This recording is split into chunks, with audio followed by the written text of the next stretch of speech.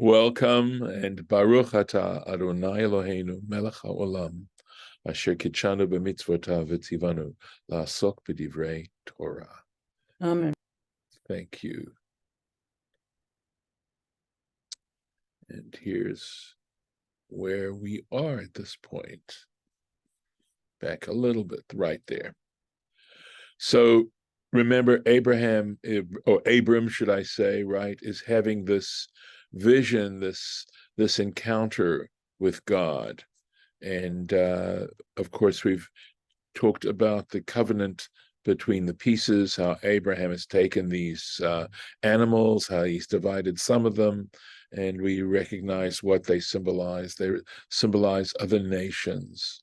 So going on, right? And that talks about how the bird of prey tried to swoop down on the carcasses of the animals, and how Abram shooed them away, and what that symbolized, how the ultimate fate of the nations is still to be determined.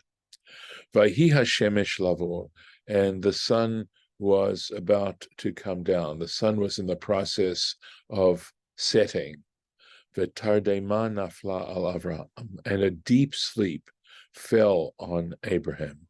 V'hine ema, and behold, fear, right, dread, chashecha gedola, a dark dread fell upon him. A great dark dread fell upon him. Noflelet, we see the nafla, right, to fall. Let's take a look. What did that symbolize? So here we are. Vehine ema, etc. Remez, this was an allusion. That tzarot vechoshech shel galiot. This was an allusion to the troubles, the tribulations, and the darkness of exile. That has been part of course, the history and the fate of the Jewish people. For a matter of, from the destruction of the Second Temple, which was in the year 40, I believe. Was it? 60.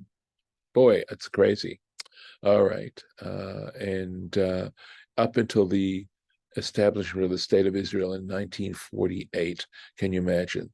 In that over a millennia, that Jews had no country of their own, no land. They were in exile for that length of time. So, and that's in some ways why what we're going through right now is quite awesome in many ways, or maybe awful.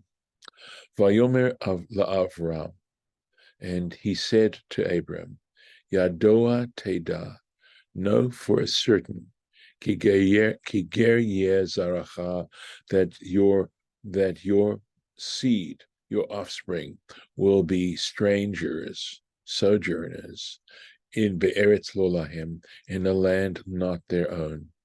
For avadum, and they shall serve them.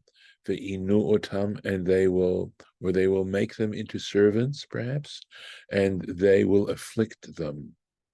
Arba ma'ot shana, 400 years. So it doesn't say this explicitly, but we understand this to be a reference to the enslavement in Egypt that's coming up. Ki ger yezaracha, that your seed will be strangers, gerim, sojourners.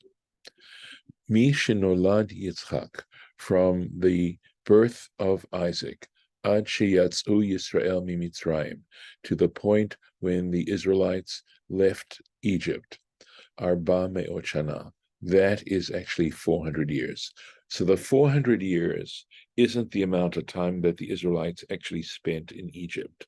The 400 years is calculated, that is to say, the fulfillment of this prophecy starts with the birth of Isaac. And here's how he does it. Ketzad, how so? Yitzchak ben shishim shana keshinolad Yaakov. That we know that when Jacob was born, Isaac was 60 years. I wrote it down here, by the way. Okay, 60 years. V'Yaakov k'shiyarad leMitzrayim, and as for Jacob, when he went down to Egypt to join Joseph, Amar, he said this to Pharaoh. It's a verse. Yemei shnei megurai, that the days of the years of my sojournings, shloshim ume'at shana, are 130 years. Hare kuf tzadik. So now you have 190, right? Isaac 60 when Jacob was born, Jacob 130 when he arrived in Egypt. So we got 190. Ubimitzrayim hayu 210, and we figure that they were in Egypt for 210 years. Kaminyan redu, because it says God tells Moses urdu otam, and they find the gematria, the numerical value of redu to rule over, right? Or even oppress, perhaps. Resh is 200, Dalet is 4, and Vav is 6, so that's 210 years. And if you add 60, 130, and 210, guess what you get? Hare Arba Me'ot Shana. So now you have a total of 400 years. For Imtom, why is this news to me?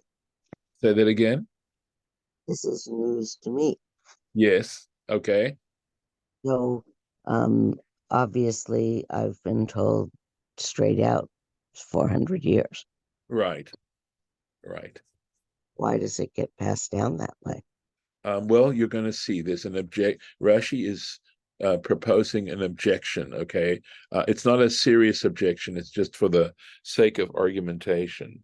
So the issue is that this particular moment when the covenant, and I may not be answering your question, it because of the 400 years mentioned here, it certainly can be understood as meaning that 400 years in Egypt, but they weren't.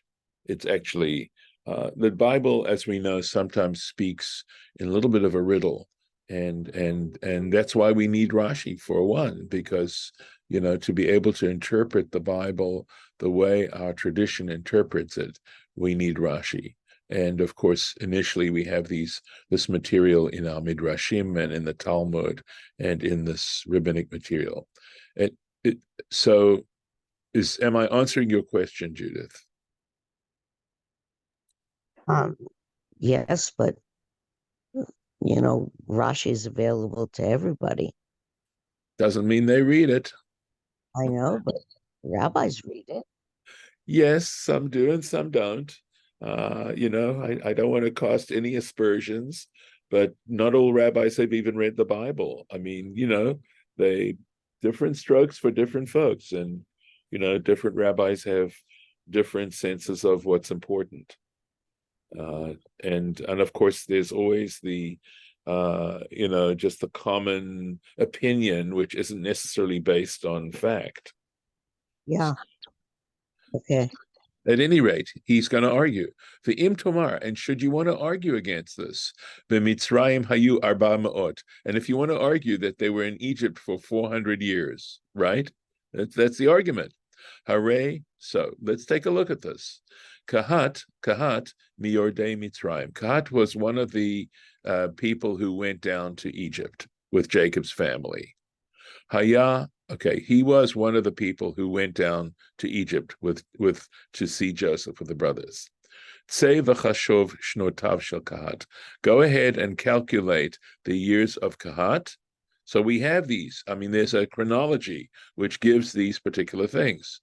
Veshel Amram, and Amram, that's Kahat's son, Ushmonim Shel Moshe, and the 80 years of Moses, because Moses was 80 years old when he left Egypt, because we know that he was 120 years when he died, and we know that they were wandering for 40 years, that he was leading them in the wilderness on the way to the land of Israel for 40 years. So that figures that he was 80 years old when he actually took them out of Egypt, right?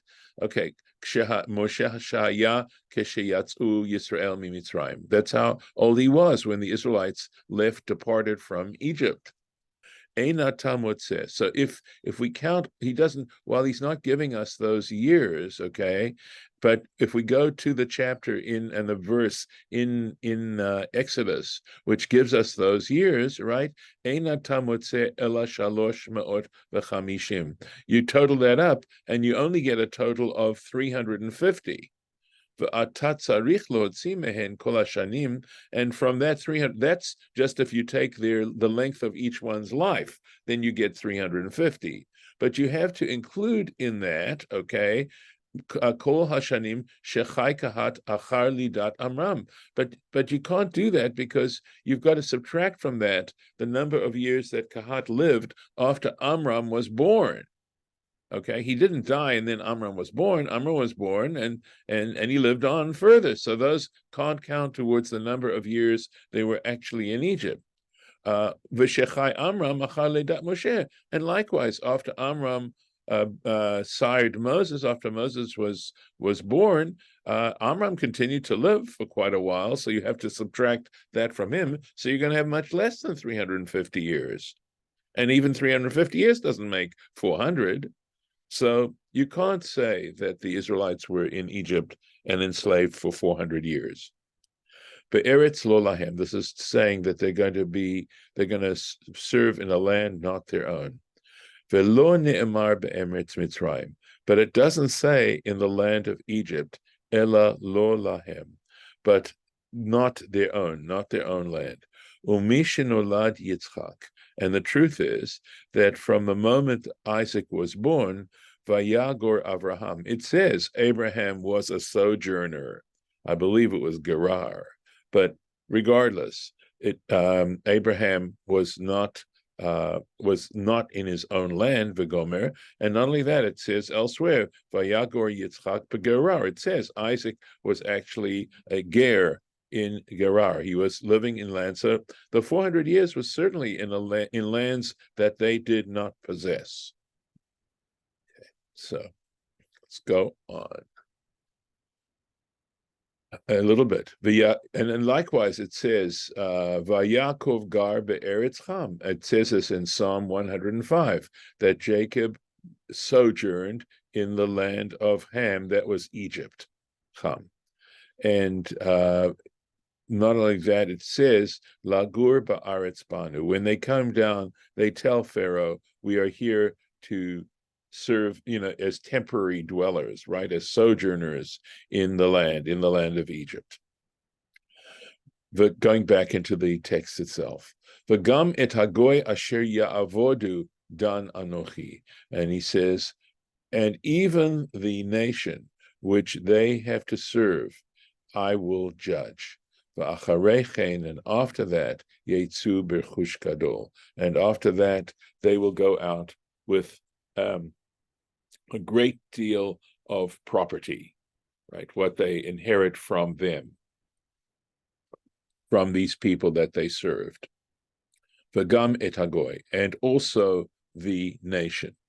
V'gam, so that what's this and also, right? It just could have been the nation, I'll judge the nation. So what's this v'gam and also? Well, the word and also is understood to be more inclusive. In other words, to include something that might not be included if the word weren't there. So v'gam lerabot arba malchuyot. So interesting. He says that the gam is also to include four kingdoms, right? She'af heim kalim. Okay, and I believe the four kingdoms refers to something that's a prophecy in Daniel, that this refers to after the Israelites were sent into exile. So, for example, the Babylonians, the Persians, those particular, possibly the Romans, etc. So it has to do with apocalyptic prophecies. Would you like to hear how Chabad delineates the kingdoms? Yes, please. Thank you. Parenthetically, Oh, please. it says Babylon. Yes. And then it says Persia and Media as one. Right. The Medes and the Persians. Then it says Greece. Right. And finally Edom. Rome. Yeah, Rome. Yep. Okay. So Greece would have been Antiochus. Remember the story of Hanukkah? That would have been. Yeah, thank you. No, that's great. It's good to have clarification. Thank you, Lauren. Okay. Avheim Kalim, and they also will come to an end. Al sheshibdu et Israel, and the reason is because they enslaved the Israelites, or they oppressed the Israelites. Dan anochi, I will judge. Be'eser makot, this is of course referring to the Egyptians. The judgment was through the 10 plagues. Okay, berchush gadol, with a great deal of property. B'mamon gadol, he's saying much substance or money, if you want to translate mamon directly as money, but it means wealth, right? With great wealth. Kamoshinimar, as it says in Exodus chapter 12, Vayinatzlu et Mitzrayim. They took advantage of the Egyptians because the Egyptians wanted them out of there so badly. They piled stuff on them to get out of there. So, going on to a little bit more. V'ata, right? And as for you, this is Abram, tavo el avotecha b'shalom. It's a lovely expression, right? You will come to your fathers in peace, right? It doesn't say to die. It uses this expression to come to his fathers. So is that a little bit of an implication of immortality? We'll see. Tikaver b'seva tova. You will be buried in great age, in a good age, or with seva is like old age. In ripe old age, you will be buried. V'ata tavo. So, however, you will come, and the implication v'lo tir'eh kol ela. You're not going to see these things. You yourself, this is a prophecy, but you yourself will not see this prophecy come into fruition. El avotecha, to your fathers. Aviv oved alovat gilulim. So Rashi's expressing surprise here. He's saying, we have a tradition, of course, that Terach, Abram's father, was an idolater. In fact, that he manufactured idols. Vahu mevasro sheyavo elav. And he's asking this as a rhetorical question, and he's predicting, God is predicting to Abraham that he will come to him. So what this tells you is she'asa terach tshuva. So it's sweet that before he died, at some point, Terach repented. He repented of his idolatry. And again, tikaver, you will be buried b'seva tova, in ripe old age. B'saro, God predicted to Abraham, she'yaseh Yishmael tshuva b'yamav, that Yishmael actually would also do tshuva in his days, that is, while Abraham was still alive. V'lo yetze Esav letarbut ra'ah, or v'lo yatsa Esav letarbut ra'ah. And Esau, right, his grandchild, Jacob's twin brother, Isaac's son, did not start practicing evil b'yamav in his days. That is, while Abram was alive. He did not have to witness Esau's awful behavior.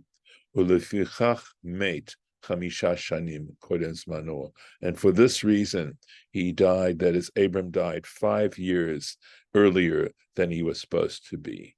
Uvo bayom marad Esav. And it was on that very day that Esau rebelled.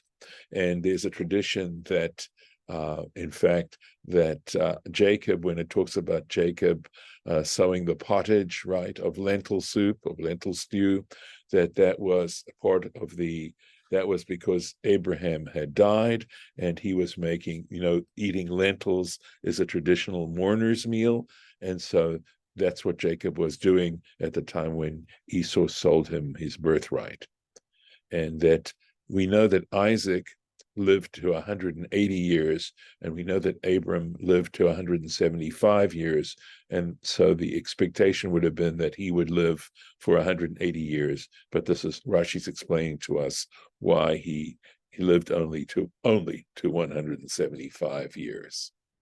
Okay. V'dor Revi'i, and a fourth generation, Yashuvu Hena, will return here. Ki lo shalim avon ha'emori ad hena, because the iniquity of the Amorites has not been paid up until now. In other words, they haven't, and I think what this is saying is they hadn't sinned to a point where God was going to punish them for it, that the Amorites had not done that. And so this is the reason why it took as long as it did. Let's take a look at Rashi on this. The Doravi and a fourth generation from Abram, right? La'achar she'iglu leMitzrayim, after they were exiled to Egypt, Yusham Shlosha Dorot, they will be in Egypt for 3 generations. V'haravi'i, and the 4th generation, Yashuvu la'aretz hazot, will return to this land. Lefi sheba eretz Canaan, because in the land of Canaan, Haya Midaber Imor. He was speaking with God. God was speaking to Abram while he was in the land of Canaan. V'karat brit, and he established this covenant, kedichtiv, and as it's written, latet lacha et haaretz hazot, to give you this land, the land that he's on, right? L'rishta, as an inheritance. V'chein haya Yaakov I guess, Yored leMitzrayim, or Yarad, v'chein haya. Okay, let me figure this out. Maybe it could be that this is a period here. V'chein haya Yaakov, no, v'chein haya, period. Yaakov Yarad leMitzrayim, and but I think this is simply a misprint here. Okay, and so Jacob went down to Egypt, Tzei v'chashov, figure it out, calculate it, Dorotav, Yehuda, Peretz, V'chetzron. Okay, and so we can figure it out. It says a fourth generation. So the 4 generations of Jacob after he came down to Egypt: Judah, Peretz, Chetzron, Kalev, ben Chetzron, and Kalev, son of Chetzron, Miba'e haaretz haya. So it says Kalev actually entered the land of Israel. So that's how you figure Jacob came down to Egypt. There were then 4 generations of Jacob's offspring, and Kalev, the last of those 4 generations, actually entered the land of Canaan. He entered it. Kilo Shalem Avon Ha'emori. Make sure I'm reading this correctly. Sorry. Shalem. Right. It is not complete. Lihiyot mishtalech me'atzo, to be cast out of his land, ad otozman, until that particular time. She'ein HaKadosh Baruch Hu nifra me'uma. Okay, because God does not take back or redeem, right? It's like when you're redeeming a pledge or something when it's saying, you've sinned to such a point where you have to pay the price. So God does not take the price me'uma from any nation ad shetimale seita, until they have totally filled the amount of iniquity but I think Seita actually has to do with a measurement. In other words, until they've committed a full measure of sin. Shinemar, as it states in Isaiah chapter 27, B'sasa'a b'shalechet terivena. So again, the Hebrew here is very, very difficult, but he's obviously understanding B'sasa'a or B'sas, I think that's what it is. In other words, in its se'ah. What exactly this means here, I'm not sure. Lishloch means to send. Terivena, you will, contend with her, right? So in other words, you will then, possibly it's saying that when she has completed the amount of iniquity, a certain degree of iniquity, fulfilled it, then you will contend with her. But what the Beshalcha means here, I'm not certain. Lauren, do you have something helpful there? Well, I assume the her is me'uma. Yes, it's referring to the nation, and I'm not sure. Yeah, Oh, to the yeah. nation. Well, it says, and this is from Zohar. It says, when her measure is full, Yes, that's when the you, God, yes. send her away, then you, Okay. God, will strive with her. Uh-huh. Okay, so Vishalcha it clearly is to send her away. Let me make sure I've got that down. That makes sense. That's helpful. So, in other words, when Israel's measure is full, God will send her away and strive with her. Correct. We'll send her into exile.